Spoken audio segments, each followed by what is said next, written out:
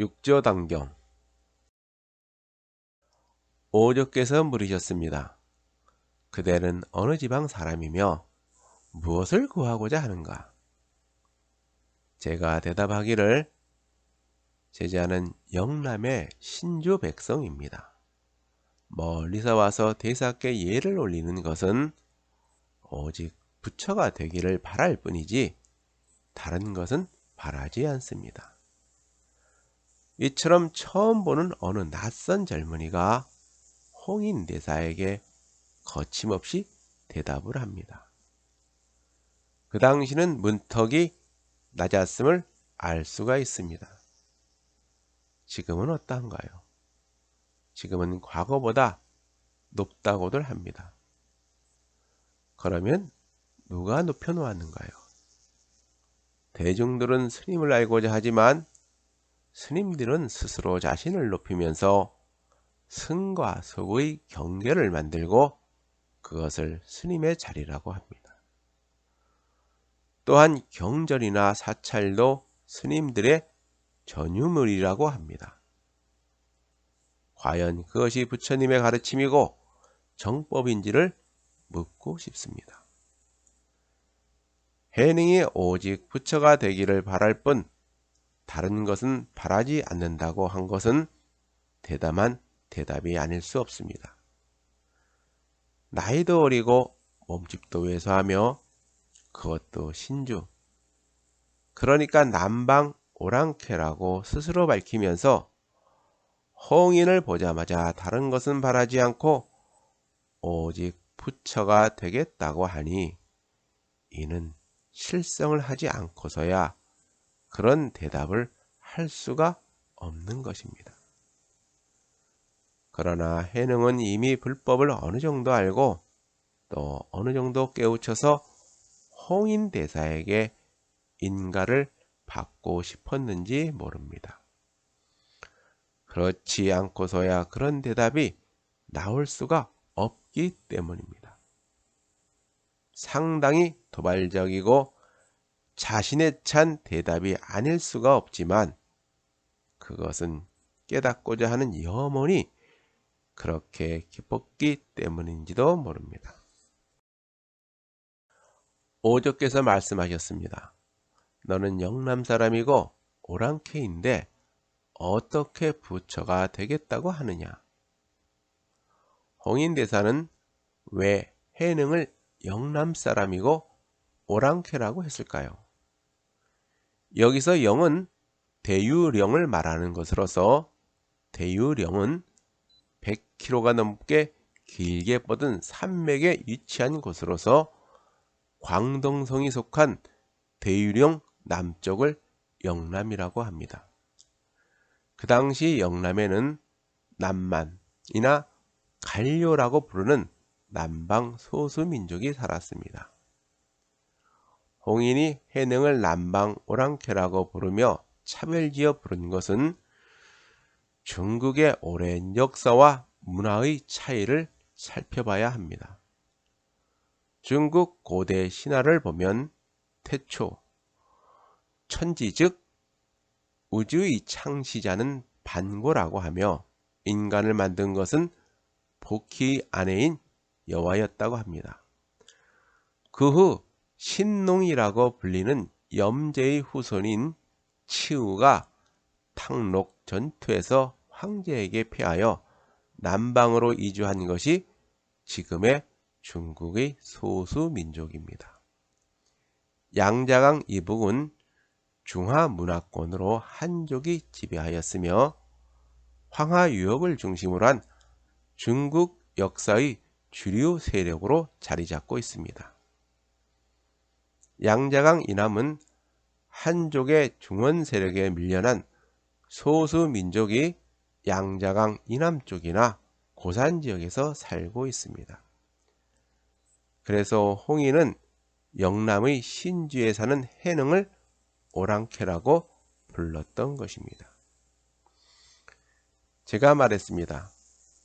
사람에게는 남과 북이 있을지라도 불성에는 본래 남과 북이 없습니다.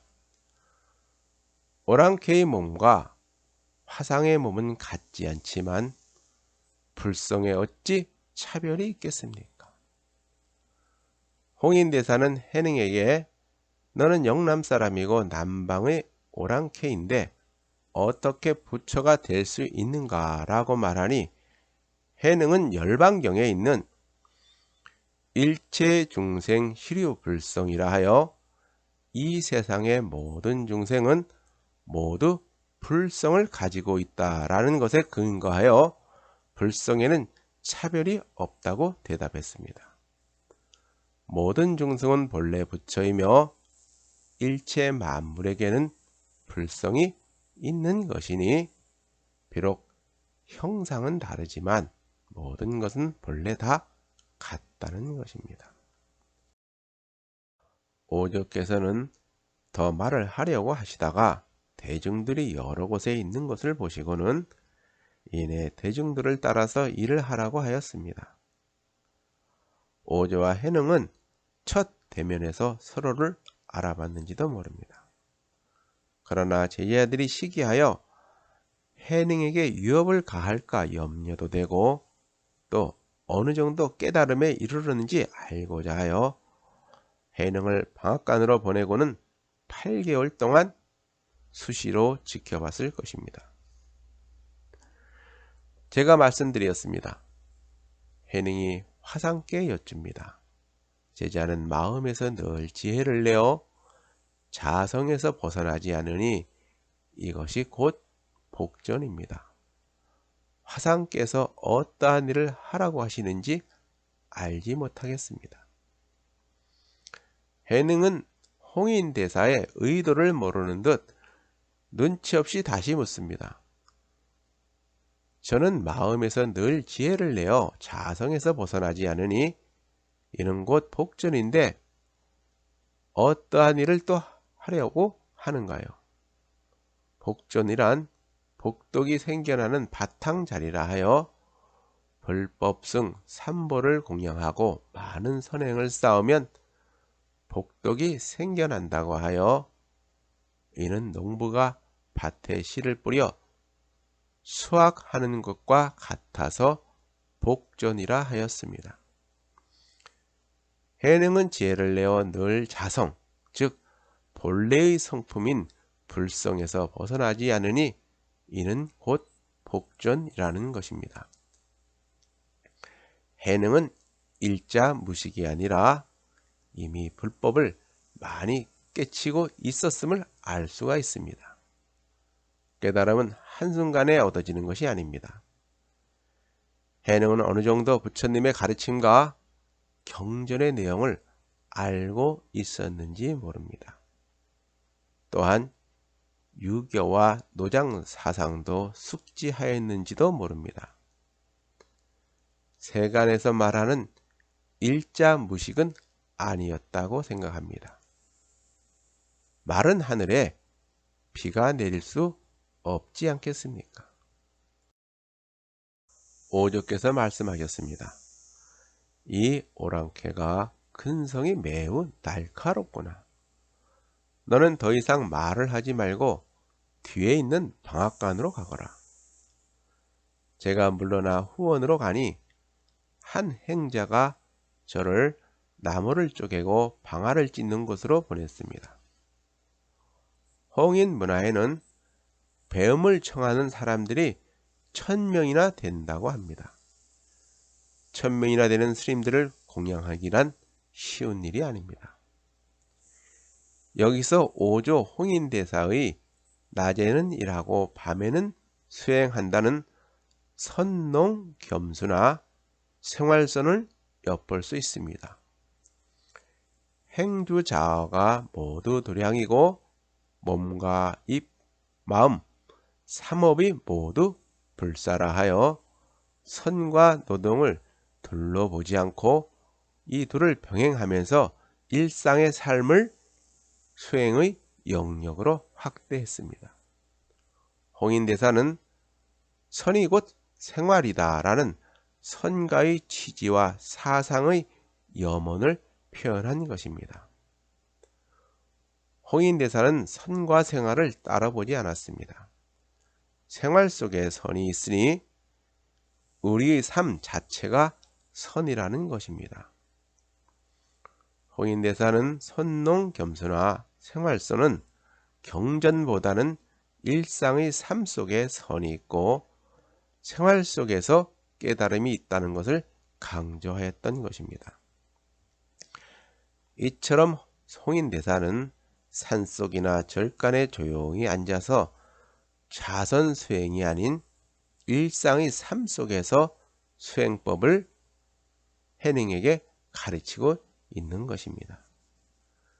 이것이 점과 돈, 즉 불교의 경전을 중시하는 교정과 일상의 삶 속에서 깨달음을 추구하는 선종의 차이입니다. 8개월 정도 지났을 즈음 오조께서 하루는 저를 보시고 말씀하시기를 나는 너의 견해가 쓸만하다고 생각했지만 나쁜 사람들이 너에게 해를 가할까 두려워서 너와 더 이상 말을 하지 않았다. 너는 알고 있었느냐? 오조와 해능은 처음 볼 때부터 이미 모종의 관계가 싹트고 있었던 것입니다. 오조는 해능을 첫눈에 알아보고 이심전심으로 서로의 마음을 주고받았던 것입니다. 제가 말했습니다. 제자 역시 스승님의 뜻을 알았으나 감히 스승님이 계신 곳에 앞에 가지 않아 사람들로 하여금 알아차리지 못하게 하였습니다. 해능은 고된 노동 속에서도 홍인대사의 설법을 들으면서 깨달음은 날로 성숙하여지고 있었습니다. 홍인대사가 해능에게 방앗간으로 보낸 것은 노동 속에서 수행을 하도록 한 것입니다. 일상생활과 수행은 따로 있는 것이 아니니 노동과 수행을 함께 하면서 깨달음에 이르라고 했던 것입니다. 그 당시 해능에 대해 당대의 대시인이자 화가인 왕류가 쓴 육조 능선사 비명에는 다음과 같이 적혀 있다고 합니다. 오조께서 자리에 오를 때면 학승 무리가 한마당에 가득 찼다. 온갖 근기의 사람들 틈에서 해능은 교소를 들었다. 그는 묵묵히 듣기만 할 뿐 한 번도 나서서 자신을 드러내는 법이 없었다. 홍인은 해능만이 진실로 해탈의 경지에 도달해 있으면서도 겸손하고 내색하지 않음을 알고 있었다. 오조께서 하루는 모든 문인들을 불러 다 오게 하였습니다. 내가 너희들에게 말하겠다. 세상 사람들에게 삶과 죽음은 큰 일이거늘 너희들은 종일토록 복만 구할 뿐이지 삶과 죽음의 고통의 바다에서 벗어나는 것은 구하지 않는구나. 자성이 미혹되면 어디에서 복을 구할 수가 있겠느냐. 너희들은 각자 돌아가서 스스로 지혜를 보고 자기의 본성인 반야의 성품을 취하여 각자 하나의 계를 지어서 내게 보여주거라. 홍인은 세상 사람들에게는 삶과 죽음의 문제는 큰 것인데 너희들은 이를 도외시하고 종일토록 오로지 복만 구한다는 것입니다. 복이란 무엇일까요? 부처님 앞에 돈이나 재물을 보시 공양하면서 복을 구한다고 구해주는 것일까요? 아인슈타인은 이런 말을 한 적이 있습니다. 신에게 기도하면서 무언가를 간청하는 사람은 종교적인 인간이 아닙니다. 그는 신이라는 것도 영혼이라는 존재도 믿지 않았지만 종교가 필요하다면 그것은 좀 더 가치 있는 삶을 위해 필요하다는 것입니다. 세상 사람들은 누구나 죽습니다. 삶과 죽음은 피할 수 없는 운명입니다. 만약 큰 뜻을 깨우쳤다면 그에게 가사와 법을 맡겨 제6대조로 삼겠다. 화급히 서둘러라. 지체하면 얻을 것이 없느니라. 생각을 헤아리기만 하면 쓸모가 없게 된다. 자성을 보는 자는 모름지기 한순간에 볼 것이니 이와 같은 자라면 칼을 휘두르면서 싸우는 전쟁터에서도 자성을 보게 될 것이다. 이처럼 자성을 보는 자는 모름지기 한순간에 볼 것이로되 이와 같은 자라면 칼을 휘두르면서 싸우는 전쟁터에서도 자성을 볼 수가 있다는 것입니다. 측천부가 신수대사에게 무엇에 의거하여 수행을 합니까? 라고 물으니 신수대사가 문수설 반야경의 일행삼매, 즉 어디서나 무엇을 하거나 한결같이 바른 마음으로 행하는 것이다 라고 답하였던 것입니다. 참된 자성은 고요한 산속에서 참선을 통해서만 볼 수 있는 것이 아니라 보고자 하면 산간이든 시장이든 어디서든 볼 수가 있다는 것입니다. 자성은 어디에 있는 것이 아니라 내 속에 있고 우리의 삶 속에서도 볼 수가 있기 때문입니다. 모두 분부를 받고 물러나와 서로 번갈아 말하기를 우리 모두는 마음을 깨끗이 하여 개를 애써 짓지 않아도 된다. 화상에게 개를 지어 바친들 어떠한 이름이 있겠는가? 신수상자가 현재 교수사이니 반드시 그가 얻을 것이다. 우리들은 개를 지어본들 헛되이 마음만 쓸 뿐이다. 교수사란 계율을 받을 때 불법과 예의를 가르치는 스님을 말합니다. 모든 사람들은 이 말을 듣고서 모두 마음을 다 쉬게 하고는 말하였다. 우리들은 나중에 신수상자에 의지할 텐데 무엇하러 번거롭게 개를 짓는가? 왜 다른 이들은 개를 짓지 않았는가요? 신수대사가 단순히 교수사이기 때문에 다른 스님들은 개를 짓지는 않았을 것입니다. 그러면 신수대사는 누구인가요? 그는 귀족 가문의 출신이었으나 세속에 뜻이 없어 일찍이 도교의 도사로 지낸 적이 있다고 합니다. 그는 13살 때 하남 산동 일대에 기근이 심하게 들자 굶주림에 죽어가는 백성들을 도우러 갔다가 한 스님을 만나 불교에 귀했다고 합니다. 신수대사는 50세 되던 해 황매현 백무산 동선사에서 홍인대사를 참배하고 그 문화에서 사사하였습니다. 그는 50세가 넘는 노인의 몸으로 3년 동안 젊은 사미승들과 함께 나무와 물을 깃는 등 고된 노역을 하면서도 밤이면 수행에 정진하였습니다. 마침내 오족께서도 감탄을 하고는 부처님의 말씀의 오묘한 뜻을 원만히 이해하는 데는 신수를 따를 자가 없다고 하였습니다.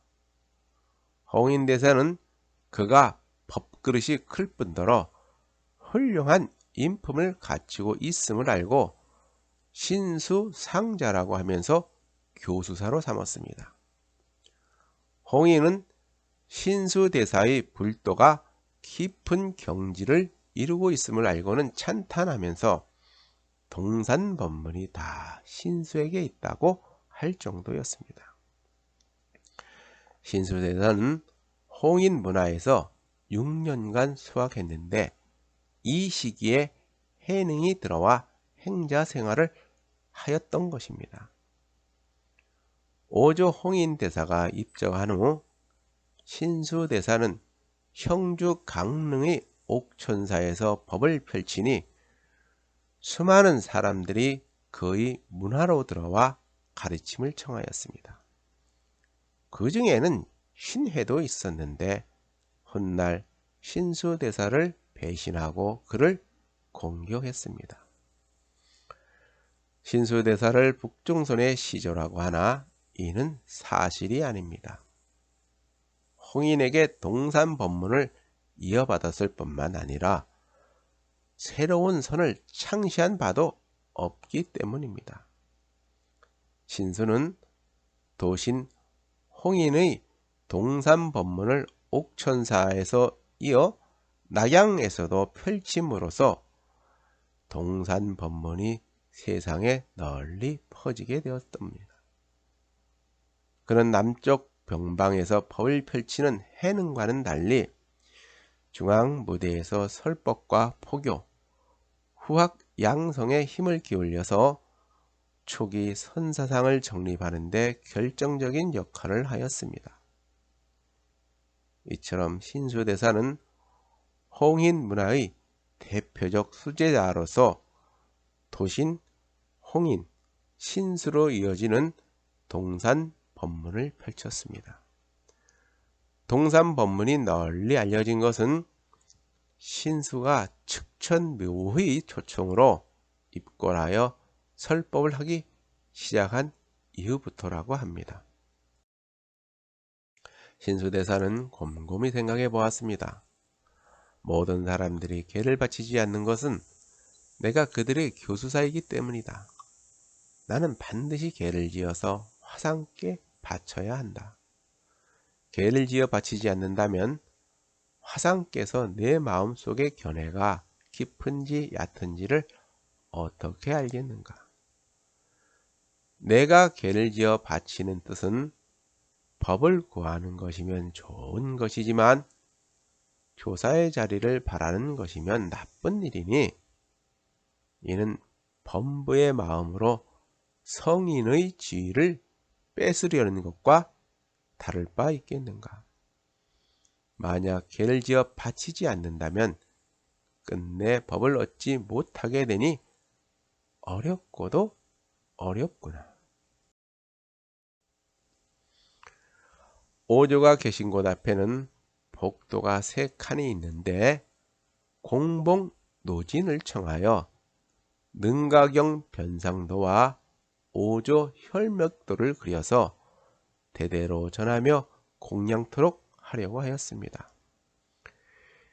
여기서 공봉이란 그림을 잘 그리거나 뛰어난 재주가 있는 사람에게 주어지는 관직의 이름을 말합니다. 능가경은 부처님이 스리랑카로 건너가서 능가선에서 대해보살을 상대로 모든 인간은 열애와 같은 본성을 지니고 있다는 열애장 사상에 입각하여 여러 대승불교의 경전의 가르침을 모은 경입니다. 또한 변상도는 불교 경전의 내용이나 가르침을 그림으로 표현한 것입니다. 능가경은 초조 달마에서 해가에게 전하여 준 경전으로 초기 선종의 소위 경전이 있기에 홍인은 능가경 변상도를 그리게 하였습니다.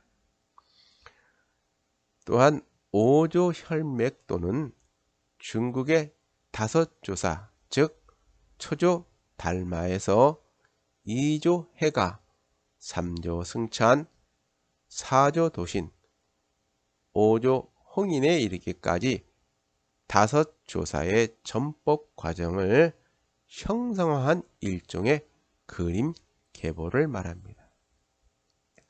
신수대사는 계를 다 짓고는 바치고자 수차례 오조께서 계시는 곳 앞에 갔으나 마음은 아득하고 몸에는 식은땀이 흘러내려서 바치지를 못하였습니다. 그 후 사흘이 지나는 동안 13차례나 개를 바치고자 하였지만 그러하지를 못하였습니다. 신수대사는 이에 곰곰이 생각해 보았습니다. 차라리 복도에 개를 써서 붙이는 것이 좋겠다.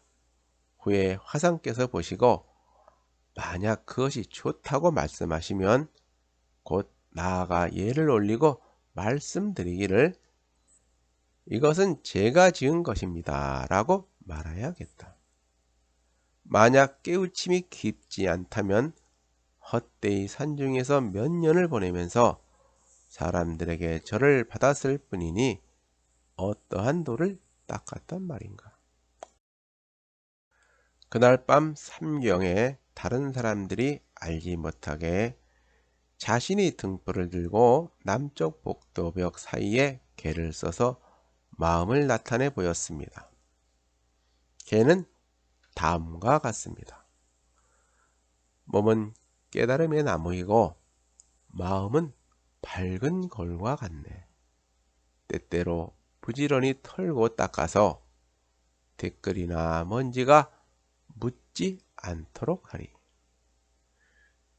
신수대사의 개성에는 몸과 마음이라는 상에서 벗어나지 못함을 나타내고 있습니다. 신수대사의 개성에는 아직 분별심을 가지고 있음을 보여줍니다. 금강경에서 범소유상 개시허망 약견제 상비상 직견열애라 하여 무릇 상이 있다고 하는 것은 모두 허망한 것이니 만약 모든 상은 상이 아님을 보는 것이 곧 열애를 보는 것이라고 하였습니다. 홍인대사는 신수가 아직 깨달음이 문 안으로 들어오지 못한 것을 미리 알고 있었습니다.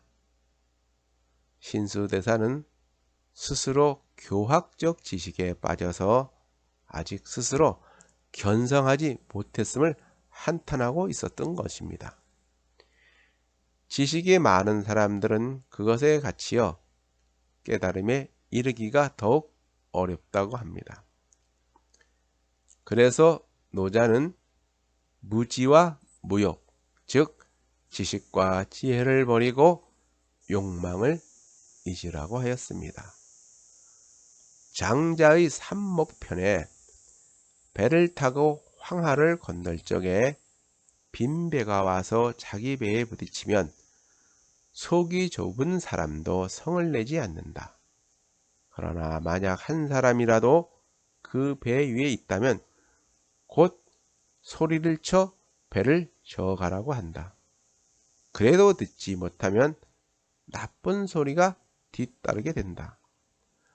앞에서는 성을 내지 않다가 지금은 성을 내는 것은 앞의 것은 빈 배였는데 지금의 것은 사람이 타고 있기 때문이다. 사람이 자기를 텅 비게 하고서 세상에 논인다면 그 누가 그를 해칠 수가 있겠습니까? 라는 것이다. 이는 지식이 많으면 그것에 갇히게 되고 그것에 얽매이기 때문에 깨달음에 이르기가 어렵다고 하는 것입니다. 신수대사는 개를 다 쓰고는 방으로 돌아왔지만 사람들 모두 알지를 못하였습니다. 신수대사는 다시 곰곰이 생각해 보았다. 오조께서 내일 개를 보고 기뻐하시면 곧 내가 법과의 인연이 있는 것이다. 만약 그렇지 못하다고 말씀하시면 이는 내 스스로가 미혹되고 업장이 무겁기에 법을 얻을 수가 없는 것이다. 성현의 뜻은 헤아리기가 어렵구나. 신수대사는 방 안에서 이리저리 생각하면서 불안하여 앉았다 누웠다 하다가 곧 오경이 되었습니다. 오조께서는 신수대사가 깨달음의 문을 아직 들어오지 못하여 자성을 보지 못하였다는 것을 알고 있었습니다. 날이 밝자 오조께서는 노공봉을 불러서 남쪽 복도벽에 그림을 그리게 하다가는 문득 그 개를 보시고는 공봉에게 말씀하셨습니다. 그림 그리는 것을 이만 멈춰야겠습니다. 멀리서 오시니라 애를 쓰셨는데 경전에 이르기를 무릇 상이 있는 것은 모두 허망하다고 하였습니다. 다만 이 개는 남겨두어서 사람들에게 지니고 외우게 해야겠습니다. 이 개에 의지하여 수행하면 악도로 떨어지는 것은 면할 것이고 이 개에 의지하여 수행하면 큰 이로움이 있을 것입니다.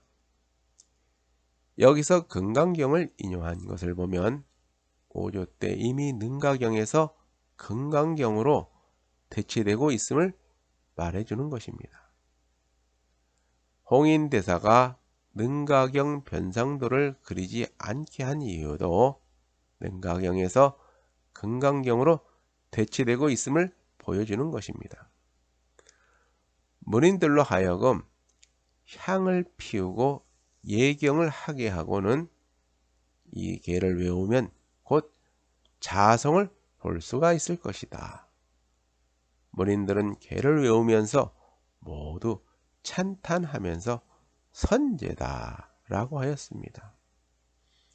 선제란 상대방의 말에 찬탄이나 좋다고 나타내는 말로서 좋구나, 옳구나, 그러하구나, 참 잘되었구나 또는 훌륭하구나 등 여러 방편으로 쓰입니다. 오죽해서 삼경의 신수대사를 스님이 머무신 곳에 불러서 물었습니다. 이 개는 내가 지은 것이냐? 신수대사가 대답했습니다. 이 개는 실로 제가 지었습니다. 감히 조사의 자리를 망령되게 구하고자 하는 것은 아닙니다. 바라옵건대 스님께서 자비를 내리시어 제자가 작은 지혜라도 있는지 살펴보아 주십시오. 오조께서 말씀하셨습니다. 내가 지은 이 개는 아직 본성을 보지 못하였다. 문 밖에 이르렀을 뿐 아직 문 안으로 들어오지는 못하였다. 이와 같은 견해로는 위없는 깨달음을 얻을 수가 없다. 위없는 깨달음을 얻으려면 모름지기 한순간에 자신의 본래 마음을 알아야 한다. 자신의 본성은 생겨나지도 않고 사라지지도 않는 것임을 보고는 어느 때나 생각 자성을 모아 만법에 걸림이 없어야 한다. 만법이란 우주 만물의 모든 법뿐만 아니라 일체 만물이 생겨나고 사라지게 하는 법을 말합니다. 다른 말로 만유지법이라고도 합니다. 하나가 참되면 모든 것이 참되나니 온갖 경계는 스스로 여여하다. 여여한 마음은 곧 진실한 것이니 만약 이와 같이 본다면 이것이 곧 위없는 깨달음의 자성이니라. 너는 다시 돌아가서 하루 이틀 더 생각한 후 개를 하나 더 지어서 나에게 보여주거라. 너의 개성이 문 안에 들어섰다면 가사와 법을 너에게 전해줄 것이다. 여여란 변함이 없다. 늘 그러하다. 또는 분별이 끊어져서 마음작용이 일어나지 않는 상태를 말합니다. 자성은 만법에 걸림이 없어야 하는데 신수대사는 몸이란 상에 걸리고 온갖 것을 지어내는 마음이란 법에 갇혔다는 것입니다. 또한 여여한 마음은 늘 그러한 변함없는 마음을 말하며 순일한 마음을 말합니다.